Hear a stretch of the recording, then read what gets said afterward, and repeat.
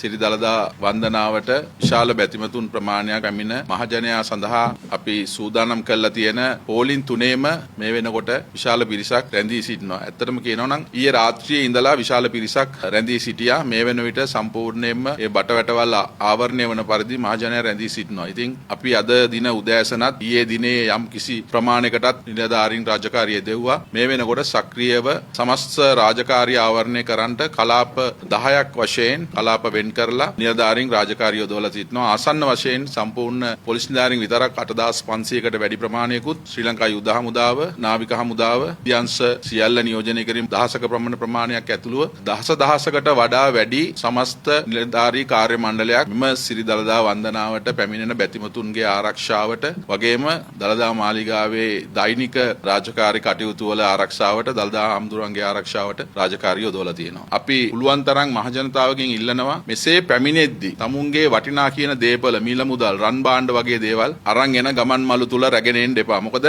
කිසිම ආකාරයකින් ගමන් මල්ලක් අපි මාලිගා පරිශ්‍රයට ඇතුල් වෙන මේ පෝලින් තුනේ ඇතුළට ගන්නෙ නැහැ. නැප්කින් එකක් තුවායක් වගේ දෙයක් ගේන්න පුළුවන්. තව අමතර ඇඳුමක් ගේන්න පුළුවන්. ඒ වගේ දේවල් එක්ක තියෙන බෑග්ස් අපි බාර ගන්න මාලිගා වටා බෑග් කවුන්ටර්ස් 5ක් අපි සූදානම් කරලා තියෙනවා. යුද හමුදාවේ නිලධාරීන් එම කටයුතු වල නියැලෙනවා. පොලිස් නිලධාරීනුත් ඔවුන් එක්ක එක්ව රාජකාරී කරනවා. සම්බන්ධීකරණය කරනවා. ඒ ඇරෙන්න ඇතුල් වෙනකොට කිසිම දෙයක් කිසිම බැතිමතුවෙකුට ගෙනියන්න අවස්ථාවක් නැහැ. ජංගම දුරකථනයක් ගෙනියන්න පුළුවන්. ඒකත් ක්‍රියා විරහිත කරලා තමයි ගෙනියන්න දෙන්නේ. ඇතුල් වුණාට පස්සේ කිසිම ආකාරයකින් ඉහළ මාලයට ඇතුල් වෙන විට කිසිම ආකාරයකින් ජංගම දුරකථනයක් අතේ හෝ ක්‍රියාකාරී තත්ත්වයේ තියන්න අවස්ථාවක් නැහැ. ඒ නිසා පුළුවන් තරම් අත්‍යවශ්‍ය නොවන දේවල් ගේන්න එපා. තමන්ගේ නිවෙස් වල ආරක්ෂාවත් වන්දනාවට එන්න කලින් නිසි පියවර අරගෙන තමන්ගේ වටිනා කියන දේවල් තියෙනවා නම් ඒවා ඥාතියෙකුට කාට හරි බාර දීලා දළදා වන්දනාවට එදින පැමිණෙන්නේ නැති විශ්වාසවන්ත කෙනෙකුට දීලා එන්න.